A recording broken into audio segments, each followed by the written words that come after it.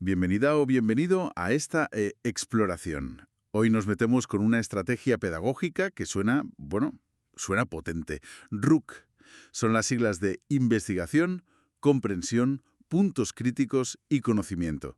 Y para entenderla bien, nos basamos en unos extractos de un trabajo de Sergio Quiroga, de Argentina.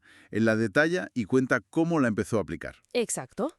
La idea hoy es, pues, desgranar un poco qué es esto de RUC, cómo funciona en la práctica y, sobre todo, qué busca conseguir. Y es interesante porque no es solo una técnica, ¿sabes? Hay que verla conectada con debates más amplios sobre cómo aprendemos hoy en día, sobre todo en el contexto argentino que describe el estudio. Vale, pues vamos al lío. RUC. Decías que no es solo un acrónimo pegadizo, son como 4 pasos, ¿no? Primero, investigar, buscar fuentes, pero fuentes fiables.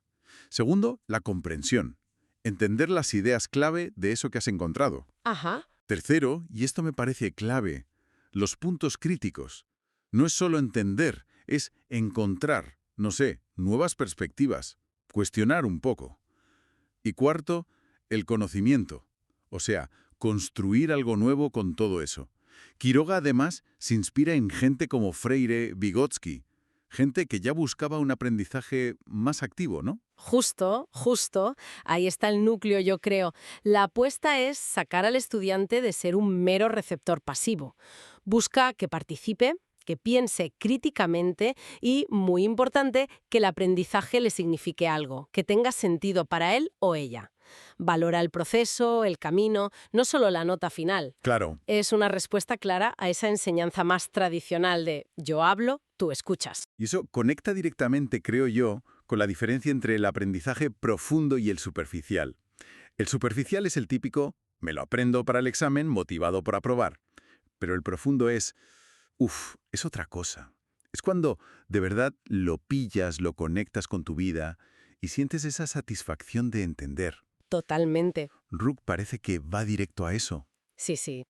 El aprendizaje profundo es eso, darle significado o integrar las cosas de forma crítica. Hay un investigador, John Hattie, que mencionan en los textos. Sí, lo he visto. Pues él dice que, bueno, el aprendizaje superficial tiene su sitio, claro. Necesitas memorizar datos básicos a veces. Pero la meta es usar eso como trampolín para llegar a lo profundo. Y Hattie insiste mucho en cosas como el feedback constante, la relación profesor-alumno, proponer retos que motiven, pero que no frustren. Vale, la teoría suena bien. Pero, a ver, ¿cómo se llevó esto a la práctica? Porque Quiroga lo aplicó de verdad, ¿no?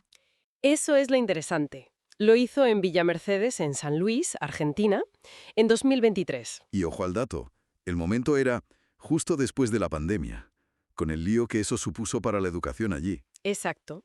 Y lo probó con dos grupos bien diferentes.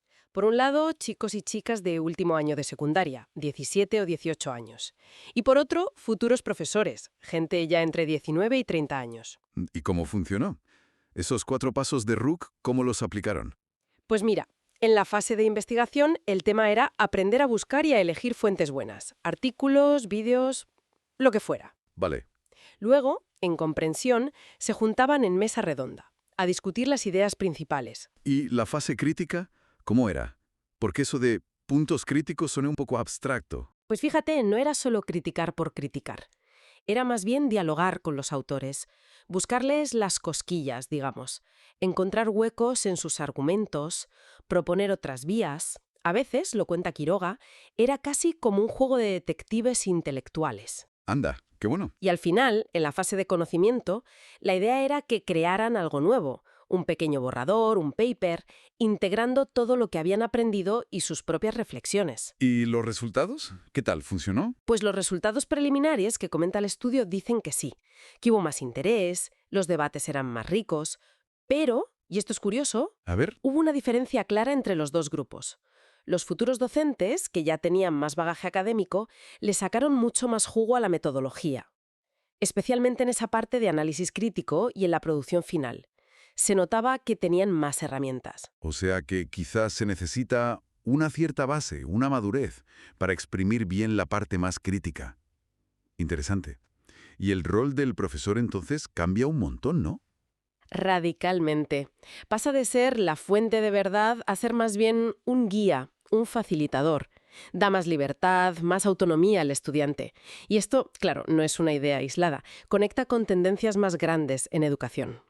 Como lo de la UNESCO, ¿no? Que llevan tiempo diciendo que hay que reimaginar la educación, sobre todo después de la pandemia. Hacerla más colaborativa, menos rígida. Exacto. Y también con el papel de la tecnología. La pandemia nos digitalizó a la fuerza, pero también sacó a la luz problemas. La brecha digital, el aislamiento. Ya. Pues Rock y enfoques parecidos que llaman pedagogías emergentes o educación disruptiva no ven la tecnología como un fin en sí mismo, la ven como una herramienta para personalizar el aprendizaje, para conectar con problemas reales, para poner al estudiante en el centro de verdad. Buscan un cambio profundo en el cómo se enseña y se aprende. Entendido. Entonces, resumiendo mucho, RUC sería como un método, una estructura para que el aprendizaje sea más activo, más crítico, más de pensar por uno mismo, y que valora todo el proceso, todo el viaje intelectual, no solo llegar a la meta. Exacto, el valor está ahí en ese proceso que fomenta la curiosidad, la autonomía, y esto nos lleva a una reflexión final que de hecho se sugiere en el propio texto. A ver, el documento dice algo muy básico pero muy cierto. Aprendemos porque somos curiosos, dentro y fuera del cole. El interés es el motor. Entonces, si estrategias como Rank potencian esa autonomía, ese aprendizaje más conectado, más en red, la pregunta es, ¿cómo pueden las escuelas, que son instituciones necesarias, claro, pero a menudo muy rígidas en sus estructuras, cómo pueden transformarse para integrar esa fluidez? ¿Cómo integrar esa forma de aprender más natural sin perder su papel de guía, de estructura necesaria? ¿Es este el camino para que se difuminen un poco las fronteras entre lo que aprendes en clase, lo formal, y todo lo que aprendes fuera, lo informal? Ahí lo dejo.